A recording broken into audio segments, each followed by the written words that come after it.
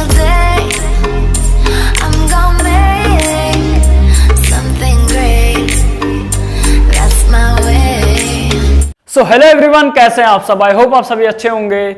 स्वागत है आपका आपके YouTube channel spoken English with yes में। और आज के क्लास में आप जानेंगे कुछ ऐसे वर्ड्स के बारे में जो कि डिफरेंट होते हैं अमेरिकन इंग्लिश में और ब्रिटिश इंग्लिश में। उसमें स्पेलिंग का डिफरेंस होता है लेकिन उसका मीनिंग सेम होता है, और कैसे किस तरह से उसका यूज कर सकते हैं आइए जानते हैं इस क्लास में। तो जैसा कि आज का हमारा टॉपिक है difference between American and British English in spellings, मतलब उनके स्पेलिंग में डिफरेंट होगा जो कि American and British English words होंगे। तो आइए जानते हैं ऐसे वर्ड्स के बारे में, उनका क्या मीनिंग होता है और कैसे उसका यूज कर सकते हैं। सो बढ़ते हैं आगे। And the first one is armour.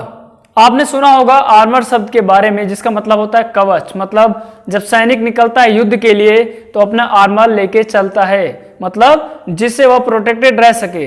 लेकिन यहाँ पे कैसा मीनिंग है, क्या क्या उसका यूज है, वो जानते हैं। First thing is armour means कवच।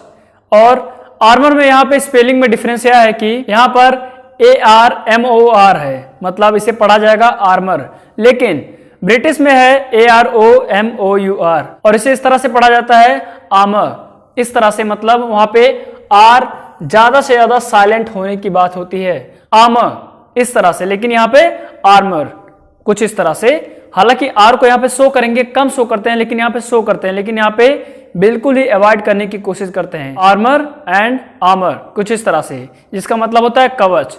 बढ़ते हैं इसके एग्जाम्पल की तरफ। यहाँ पर इसका एग्जाम्पल कुछ इस तरह से है कि सोल्जर्स यूज आर्मर, मतलब सोल्जर कवच का इस्तेमाल करते हैं अपने प्रोटेक्शन के लिए। तो यहाँ पे इसका एग्जाम्पल है, और ये हो गया सोल्जर्स यूज आर्मर, इस तरह से। Next is American and British English में क्या है कि ह्यूमर। ह्यूमर एक शब्द है, मतलब होता है हास्य, मतलब हंसना इस तरह से। लेकिन यहाँ पे हंसने का मीनिंग लाफ वाला नहीं है। हास्य मतलब हंसने से संबंधित है, कुछ ऐसे वर्ड्स, कुछ ऐसे सेंटेंसेस, कुछ ऐसी बातें जो कहा जाता है। आगे आप एग्जाम्पल में इसका क्लियर हो जाएगा। ब्रिटिश में है कि HUMOUR, मतलब इसका मतलब भी वही सेम होता है, लेकिन डिफरेंस क्या है, स्पेलिंग में डिफरेंस है और प्रोनाउंसिएशन में आर को कम से कम बोलेंगे। तो अब बढ़ते हैं इसके एग्जाम्पल की तरफ। और एग्जाम्पल है कि he has a good sense of humour. कहा जाता है कि उसके पास एक अच्छा सेंस ऑफ ह्यूमर है। ऐसे बोलते हैं कि इनका सेंस ऑफ ह्यूमर काफी अच्छा है, मतलब कब कौन सी बातें बोलनी चाहिए जिससे लोग हंसे, या फिर लेकिन उसका सटीक टाइमिंग होना चाहिए, या फिर किस तरह से बोला जाना चाहिए जिससे लोगों को बुरा ना लगे या फिर लोग इंगेज हो आपसे। तो इसी वर्ड को सेंस ऑफ ह्यूमर कहा जाता है। और इस तरह से बोला गया कि he has a good sense of humour, मतलब उसके पास हास्य का जो सेंस है, समझ है, काफी अच्छा है। बढ़ते हैं नेक्स्ट इज वूलन। वूलन मतलब होता है ऊनी, जैसा कि आप जानते हैं वूलन मतलब ऊनी, वूलन कपड़े, woollen T shirt, woollen sweaters, इस तरह से। तो वूलन मतलब होता है ऊनी। ब्रिटिश एंड अमेरिकन इंग्लिश में इसके स्पेलिंग में यह डिफरेंस है। बढ़ते हैं इसके एग्जाम्पल की तरफ। और इसका एग्जाम्पल है कि people wear woollen clothes in winter, मतलब ठंडक के सीजन में, ठंडक में लोग ऊनी कपड़े पहनते हैं, इस तरह से। बढ़ते हैं नेक्स्ट इज स्किलफुल। स्किलफुल मतलब होता है कुशल, लेकिन यहाँ पर अमेरिकन में यहाँ पे लगाया गया डबल एल और यहाँ पर सिर्फ सिंगल एल है। तो ये डिफरेंस है इसके स्पेलिंग में। यही बात किया जा रहा था कि आज का टॉपिक है कि कैसे अमेरिकन एंड ब्रिटिश इंग्लिश में उसके स्पेलिंग में डिफरेंस है कुछ वर्ड्स में, लेकिन उनकी मीनिंग सेम है। तो यहाँ पर हो गया स्किलफुल, जिसका मतलब होता है कुशल। कहते हैं कि कुशल बनिए, स्किलफुल बनिए। तो जो पर्सन कुशल होता है उसे बोला जाता है कि he is a skilful person, इस तरह से। तो एग्जाम्पल हो गया इसका एवरीवन शुड बी स्किलफुल, मतलब सभी को कुशल बनना चाहिए या फिर होना चाहिए। तो बढ़ते हैं नेक्स्ट इज एनालाइज। एनालाइज एक वर्ड है जिसका मतलब होता है विश्लेषण करना। जब कोई चीज हो जाता है या फिर मान लिया कोई टास्क दिया जाता है कोई चीज समझने को, वहां पर कहा जाता है कि इसे एनालाइज किया जाए या फिर करना चाहिए, किस तरह से इसको एनालाइज किया जाए। तो एनालाइज मतलब होता है विश्लेषण करना। और यहाँ पे स्पेलिंग में डिफरेंस है कि यहाँ पर जेड है और यहाँ पर एस है, इस तरह से। एनालाइज एनालाइज वर्ड यहाँ पर मतलब हो गया विश्लेषण करना, एनालाइज मीन्स विश्लेषण करना। बढ़ते हैं इसके एग्जाम्पल की तरफ, और एग्जाम्पल है ट्राई टू एनालाइज मतलब विश्लेषण करने की कोशिश करिए, इस तरह से। बढ़ते हैं नेक्स्ट इज रिकॉग्नाइज मतलब पहचानना। बोलते हैं लोग कि मैं आपको पहचान नहीं पाया, या फिर मैं आपको पहचान गया, मैं आपको पहचान लिया था, इस तरह से। तो रिकॉग्नाइज मतलब होता है पहचानना, और इस तरह से इसका यूज होता है, लेकिन डिफरेंस यह है कि यहाँ पर इस तरह से है अमेरिकन में RECOGNIZD, और यहाँ पर है कि RECOGNISE। इसका मतलब होता है पहचानना, दोनों का मतलब सेम होता है, लेकिन स्पेलिंग में यह डिफरेंस है। बढ़ते हैं इसके एग्जाम्पल की तरफ, and example is I couldn't recognise you मतलब मैं तुम्हें पहचान नहीं सका। बोलते हैं लोग कि माफ करिएगा मैं आपको पहचान नहीं सका, sorry I couldn't recognise you, इस तरह से इसका यूज कर सकते हैं। बढ़ते हैं नेक्स्ट इज इंक्वायरी। इंक्वायरी मतलब पूछताछ या फिर जांच पड़ताल करना। बोलते हैं कि इंक्वायरी के लिए वहां जाइए, इंक्वायरी के लिए ये कॉल करिए, यहाँ पर इस नंबर पर कॉल करिए। मतलब इंक्वायरी मतलब होता है पूछताछ करना या फिर जांच पड़ताल करना, समझने के लिए, जानने के लिए इस वर्ड का यूज किया जाता है। लेकिन डिफरेंस यह है ब्रिटिश एंड अमेरिकन इंग्लिश में कि यहाँ पर आई से स्टार्ट होता है इंक्वायरी वर्ड, और यहाँ पर ई से स्टार्ट होता है। डिफरेंस है इसके स्पेलिंग में। बढ़ते हैं इसके एग्जाम्पल की तरफ, और एग्जाम्पल हो गया कि इंक्वायरी इज इंपॉर्टेंट मतलब पूछताछ या फिर जांच पड़ताल करना जरूरी होता है या फिर जरूरी है, इस तरह से। बढ़ते हैं नेक्स्ट इज अपोलोजाइज। आपने सुना होगा बहुत लोग कहते हैं कि मैं अपोलोजाइज करना चाहता हूँ, इसका मतलब होता है क्षमा मांगना। अपोलोजाइज करना मतलब होता है क्षमा मांगना। तो जब भी कोई कहता है कि मैं आपसे क्षमा मांगना चाहता हूँ, तो वहाँ पे यूज किया जाता है ये वर्ड अपोलोजाइज। इसके यहाँ पे डिफरेंस यह है कि यहाँ पर जेड है, यहाँ पर एस है, इस तरह से इसके स्पेलिंग में डिफरेंस है, और अपोलोजाइज मतलब होता है क्षमा मांगना। बढ़ते हैं इसके एग्जाम्पल की तरफ, और एग्जाम्पल है कि आई अपोलोजाइज फॉर द मिस्टेक मतलब मैं गलती के लिए क्षमा मांगता हूँ या फिर मांग रहा हूँ, मांगता हूँ, इस तरह से। तो जब भी मान लिया किसी से गलती हो गया और बोल रहा है कि मैं क्षमा मांगता हूँ, तो बोल सकता है इस तरह से कि आई अपोलोजाइज फॉर दिस या फिर फॉर द मिस्टेक, इस तरह से। बढ़ते हैं नेक्स्ट इज क्रिटिसाइज। क्रिटिसाइज मतलब होता है आलोचना करना, किसी के बारे में बुराई करना जिसे बोल सकते हैं, या फिर आलोचना करना, कुछ भी बोलना, आलोचना करना जब होता है तो वहाँ पे यूज करते हैं वर्ड क्रिटिसाइज। मतलब किसी को क्रिटिसाइज नहीं करना चाहिए, उनको क्रिटिसाइज नहीं करना चाहिए, ऐसे वर्ड्स यूज करते हैं लोग। आलोचना नहीं करना चाहिए तो उसका मतलब होता है क्रिटिसाइज। क्रिटिसाइज मीन्स आलोचना करना। स्पेलिंग में डिफरेंस आप देख सकते हैं, वहाँ पर जेड है, यहाँ पर एस है, बाकी एवरीथिंग इज सेम। इसका मीनिंग होता है आलोचना करना। बढ़ते हैं नेक्स्ट, और ये हो गया इसका एग्जाम्पल की he used to criticise him मतलब वह उसका आलोचना किया करता था। ये हो गया इसका एग्जाम्पल। बढ़ते हैं next is practice. Practice word आपने कई बार सुना होगा, मैं यहाँ पर भी आपको बोलता हूँ कि आप प्रैक्टिस करते रहिए, इस तरह से। तो प्रैक्टिस का मतलब क्या है? प्रैक्टिस मतलब होता है अभ्यास करना, अभ्यास करते रहिए, इस तरह से बोला जाता है। अमेरिकन एंड ब्रिटिश में इसका स्पेलिंग में डिफरेंस क्या है, यहाँ पर एस है और यहाँ पर सी है, इस तरह से इसका डिफरेंस है, और इसका मीनिंग होता है सेम, जो कि है अभ्यास करना। बढ़ते हैं नेक्स्ट, एंड इसका एग्जाम्पल है कि he used to practise playing chess मतलब वह चेस खेलने की या फिर चेस खेलने का अभ्यास करता था या फिर किया करता था। करते हैं नेक्स्ट इज इनरोल। इनरोल मतलब होता है नामांकन करना। कई बार कई वेबसाइट्स पर होते हैं, चाहे वो स्कूल के हों या फिर यूनिवर्सिटीज़ के हों, तो वहाँ पे होता है ऑप्शन इनरोलमेंट। इनरोलमेंट नाम होता है वहाँ पर, इनरोलमेंट नंबर डालने का ऑप्शन होता है वहाँ पर। तो वहाँ पे इनरोल शब्द जो आता है वो आता है नामांकन करने से, और इसमें डिफरेंस यह है, यहाँ पर डबल एल है, यहाँ पर सिर्फ सिंगल एल है। तो काफ़ी ट्रिक्स भी हैं जो कि अमेरिकन इंग्लिश से ब्रिटिश इंग्लिश में या फिर ब्रिटिश इंग्लिश से अमेरिकन इंग्लिश में चेंज किया जा सकता है। वो सब ट्रिक्स आगे आपको बताए जाएंगे। फिलहाल आज का क्लास है कि कैसे स्पेलिंग में डिफरेंस है, उसका मीनिंग क्या है और उसका क्या यूज कर सकते हैं। तो इनरोल मतलब होता है नामांकन करना, और यहाँ पे एग्जाम्पल है कि इनरोलमेंट इज कंप्लीटेड मतलब नामांकन करना या फिर नामांकन कंप्लीट हो चुका है, मतलब इसका हो गया इनरोलमेंट इज कंप्लीटेड, नामांकन कंप्लीट हो गया, इस तरह से। बढ़ते हैं नेक्स्ट इज एम्फसाइज। एम्फसाइज मतलब होता है जोर देना, बल देना, किसी बात पर जोर देना। कहते हैं कि इस बात पर विशेष ध्यान दीजिए, विशेष महत्व दीजिए।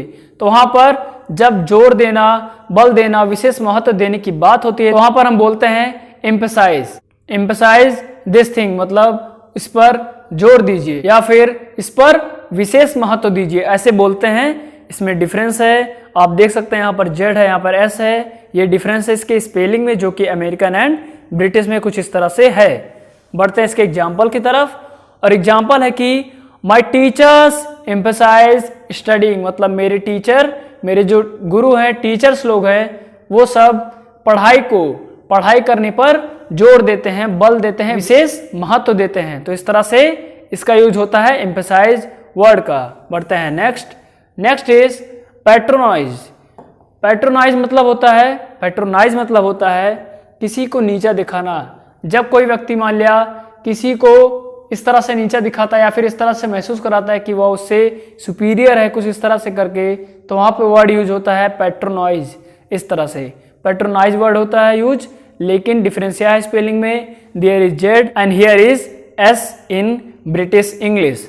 तो मतलब किसी को नीचा दिखाना, जब ये वर्ड वहां पे बोला जाता है तो वहां पे बोल सकते हैं we should patronise no one, मतलब हमें किसी को नीचा नहीं दिखाना चाहिए, इस तरह से बोल सकते हैं, यूज कर सकते हैं।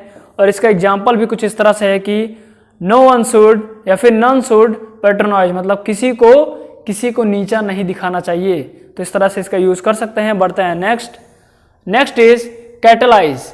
कैटलाइज मतलब होता है त्वरित या उत्प्रेरित करना। फास्ट या बेहतर रिजल्ट के लिए त्वरित या उत्प्रेरित करना, मतलब जब कोई चीज प्रोसेस हो रहा होता है और उसे फास्ट करने के लिए, उसे फास्टन करने के लिए और ज़्यादा बेहतर करने के लिए, रिजल्ट को बेहतर करने के लिए जब कोई चीज़ यूज़ किया जाता है तो वो कहा जाता है कि एज अ कैटलिस्ट ये काम कर रहा है। मतलब कैटलिस्ट का प्रयोग करके वहाँ पर उसको जब त्वरित या उत्प्रेरित करके उसे और फास्ट किया जाता है बेहतर रिजल्ट के लिए, तो उसे बोलते हैं कैटलाइजिंग। इस वर्ड को कैटलाइज या फिर कैटलाइजिंग बोला जाता है इस प्रोसेस को। और कैटलाइज मतलब होता है त्वरित या उत्प्रेरित करना। डिफरेंस है, आप देख सकते हैं, there is Z, here is S in British English. तो ये डिफरेंस है American English and British English के स्पेलिंग में। बढ़ते हैं इसके एग्जाम्पल की तरफ। और एग्जाम्पल है कि he tried to catalyse the chemical reaction, मतलब उसने केमिकल रिएक्शन को कैटलाइज करने की कोशिश की।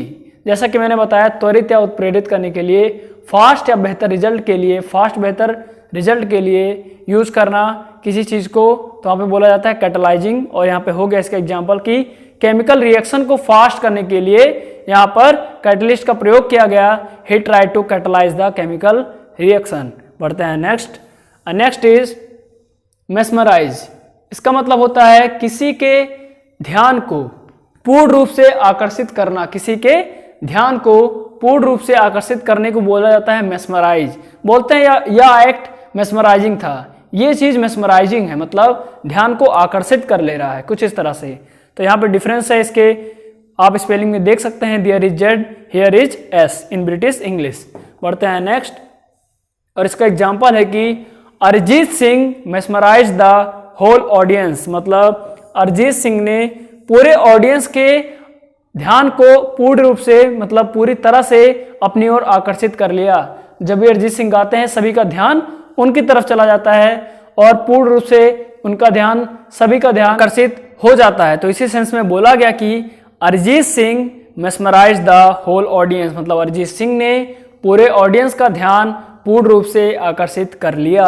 तो ये था आज का लास्ट ऐसे वर्ड्स जो कि British and English, American English में हैं और उनका क्या डिफरेंस है। उनके स्पेलिंग में कुछ डिफरेंस है लेकिन मीनिंग सेम होता है। स्पेलिंग में क्या डिफरेंस है ये है। आगे आपको बताया जा सकता है कि कैसे अमेरिकन इंग्लिश से या फिर ब्रिटिश एंड अमेरिकन इंग्लिश में एक दूसरे को कैसे एक्सचेंज कर सकते हैं, कैसे वर्ड्स को चेंज कर सकते हैं कुछ ट्रिक्स का यूज करके। जैसे यहाँ पर सिर्फ जेड और यहाँ पर सिर्फ एस का डिफरेंस है। ऐसे कई वर्ड्स आप आगे देखे होंगे कि कैसे बहुत छोटा सा माइनर चेंज करके उसे British and American English word बनाया गया। तो आगे आपको बताया जाएगा। बाकी बढ़ते हैं स्टार्टिंग से, कैसा रहा आज का क्लास, सभी का स्क्रीनशॉट आप ले लीजिएगा। काफी यूनिक क्लास था आज का और काफी कुछ आपको बताया गया जिससे आप ब्रिटिश एंड अमेरिकन इंग्लिश के जो वर्ड्स हैं उनमें डिफरेंस क्लियरली समझ पाएंगे। तो बढ़ते हैं स्टार्टिंग से। एंड आज का हमारा टॉपिक था difference between American and British English in spellings. तो आज का ये हमारा क्लास था, ये हमारा टॉपिक था। सभी का स्क्रीनशॉट आप ले लीजिए, कुछ सेकंड का पॉज एंड बढ़ते हैं नेक्स्ट।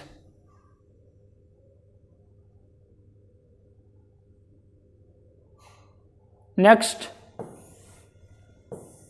इसका एग्जाम्पल एंड एक और वर्ड।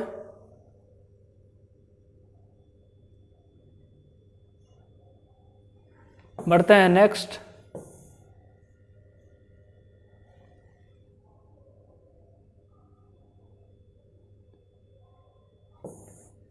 नेक्स्ट एंड ये 5th तक हो गया।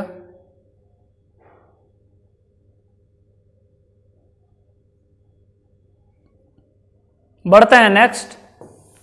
Next is 6th and 7th।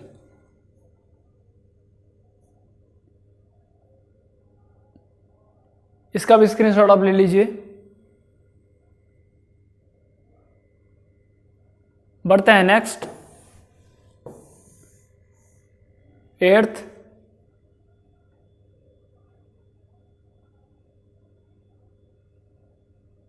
Next.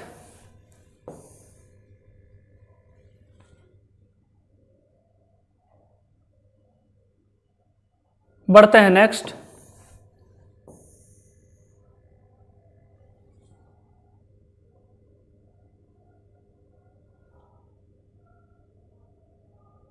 Next 12th and इसका एग्जाम्पल एम्फेसाइज वर्ड का।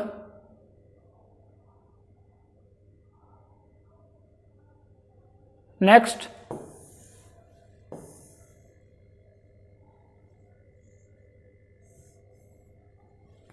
13th एंड 14th भी है। नेक्स्ट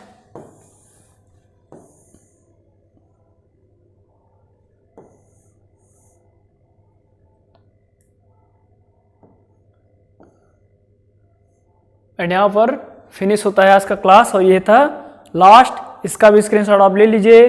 15th है मेस्मराइज के बारे में।